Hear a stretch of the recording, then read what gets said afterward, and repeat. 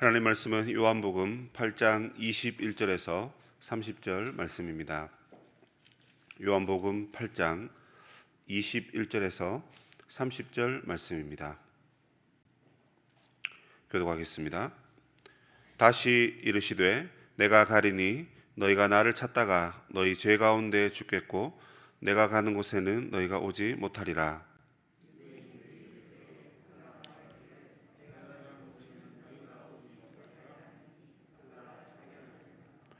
예수께서 이르시되 너희는 아래에서 났고 나는 위에서 났으며 너희는 이 세상에 속하였고 나는 이 세상에 속하지 아니하였느니라.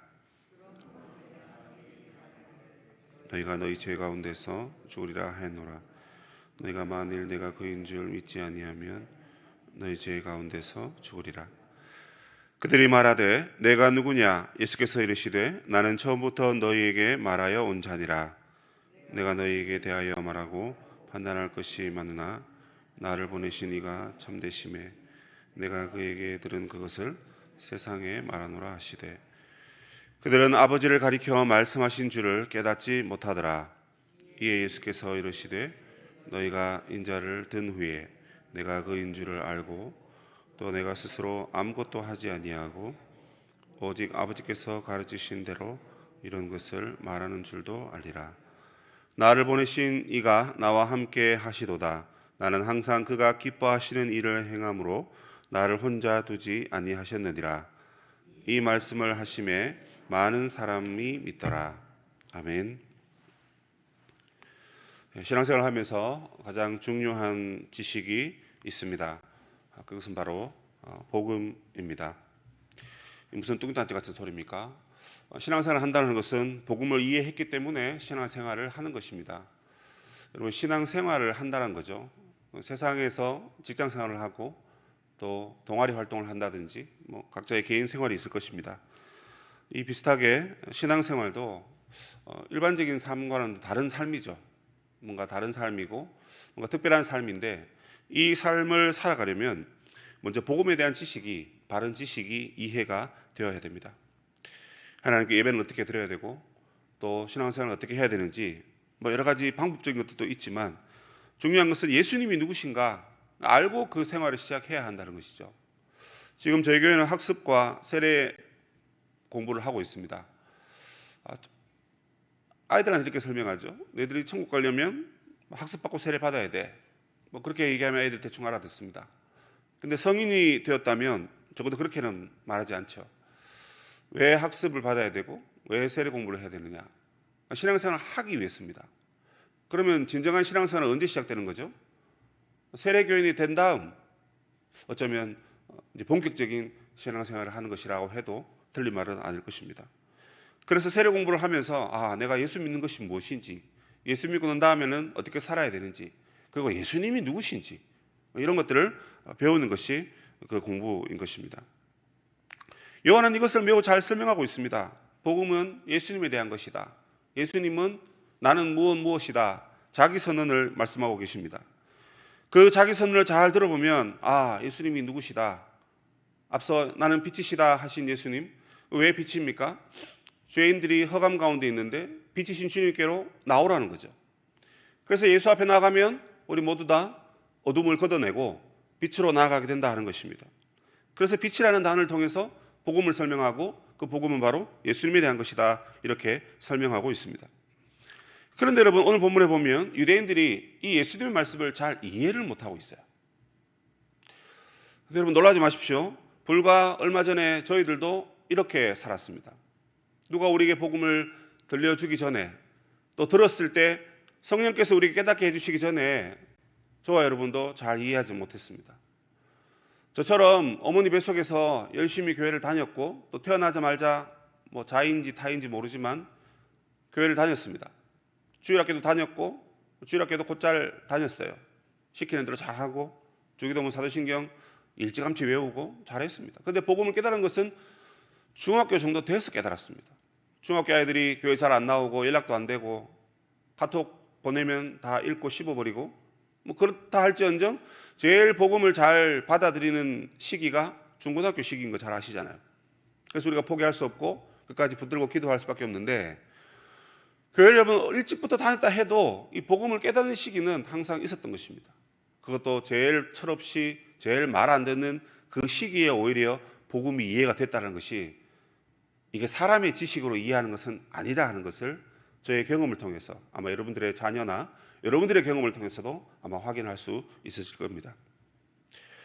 이 유대인들의 예수님께서 계속해서 자기를 선언하시고 내가 메시아다, 내가 너희를 구원하게 온 세상의 빛이다라고 끊임없이 말씀하셨는데 못 알아듣습니다.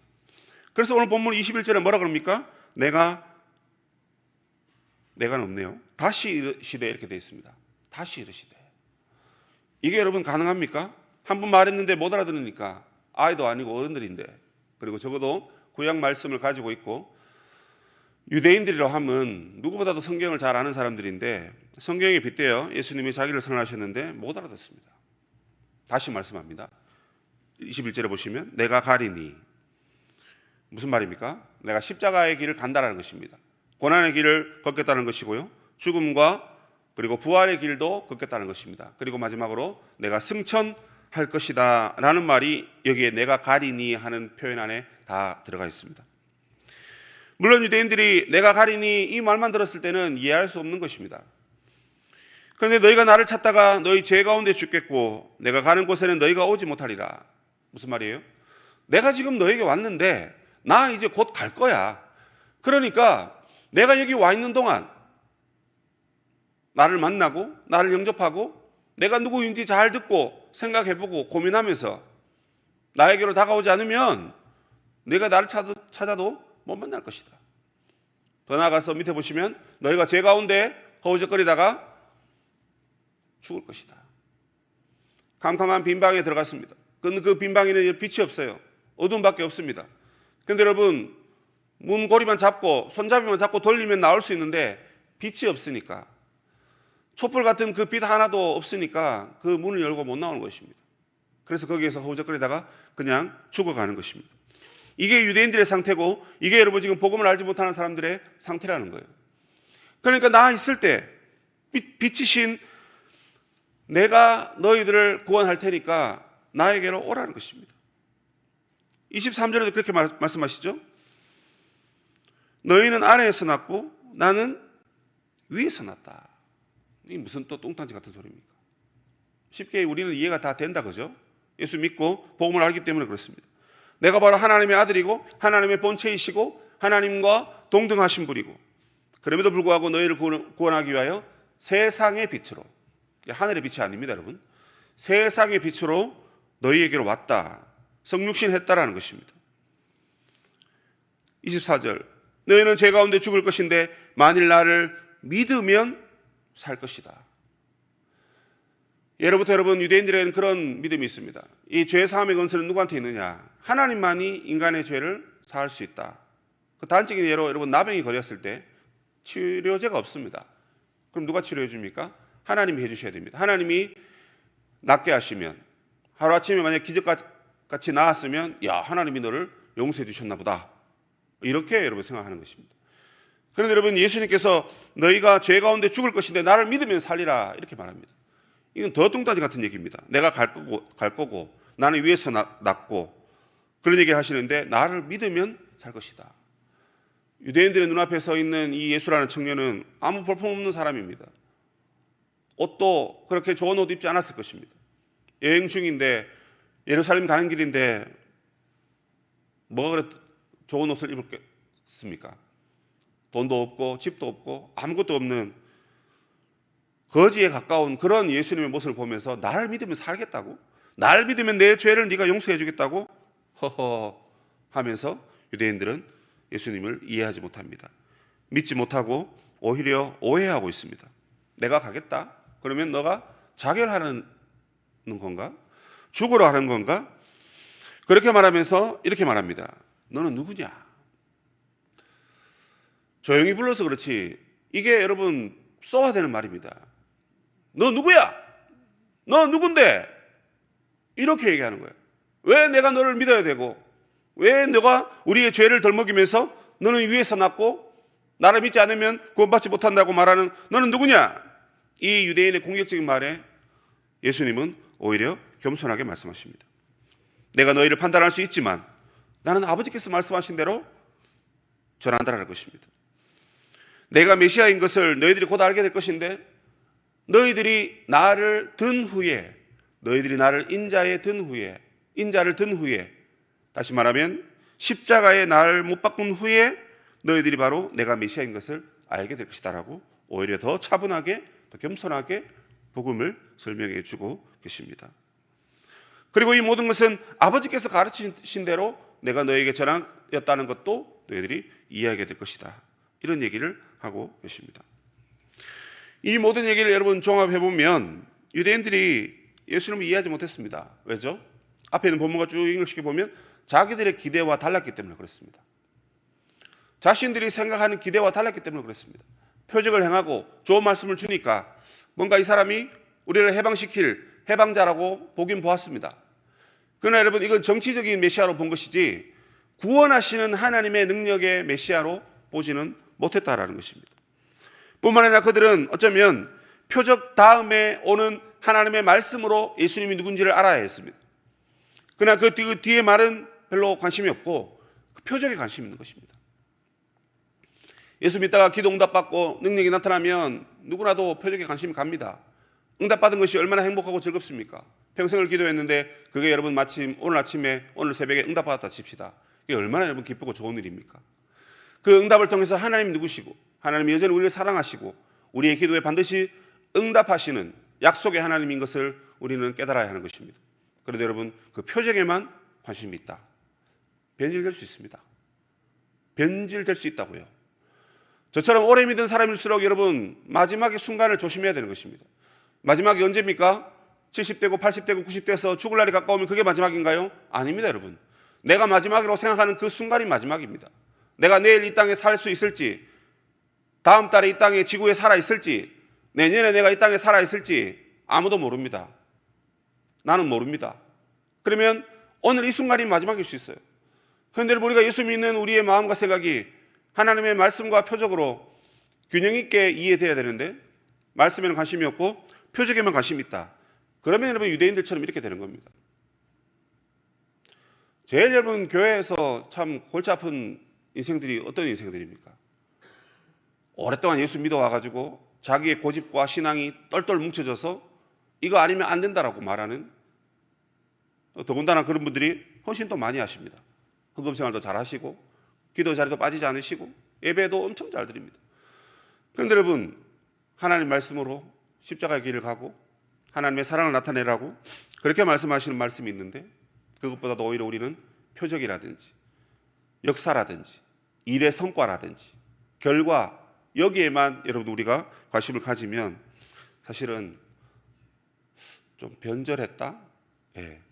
변절까지 하면 좀 너무 심한 말인가요? 우리의 첫사랑이 여러분 변절될 수가 있는 것입니다. 물론 유대인들은 처음부터 믿어왔다가 이렇게 변절됐다는 말은 아닙니다.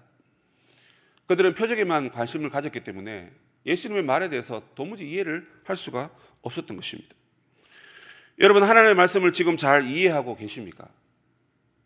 무슨 말입니까? 주일 예배를 들었을 때 그게 내 마음에 이해가 되고, 이해가 됐다는 말은 반성이 돼야 되는 것입니다. 들었을 때 이해했다, 이건 이해한 게 아닙니다. 듣고 난 다음에 그럼 내가 이렇게 살아야 했구나, 나의 잘못이 이것이구나.